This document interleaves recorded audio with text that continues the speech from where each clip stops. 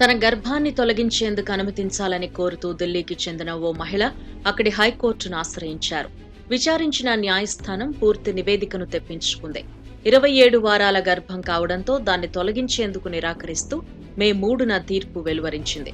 దీన్ని బాధిత మహిళ సుప్రీంకోర్టులో సవాల్ చేయగా జస్టిస్ బిఆర్ గవాయ్ నేతృత్వంలోని justice SVN Bhatti, justice Sandeep మెహతాలతో కూడిన ధర్మాసనం విచారించింది.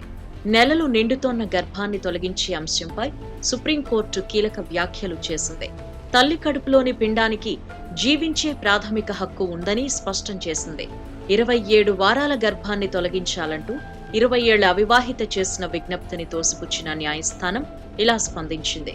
గర్భం దాల్చి 7 నెలలు పూర్తిగా వస్తోంది. చిన్నారి మనుగడ మాటేమిటి? ఆ సమస్యను ఎలా పరిష్కరిస్తారు? తల్లి కడుపులోని పిండానికి జీవించే ప్రాథమిక హక్కు ఉంది. దాని గురించి ఏం చెబుతారు?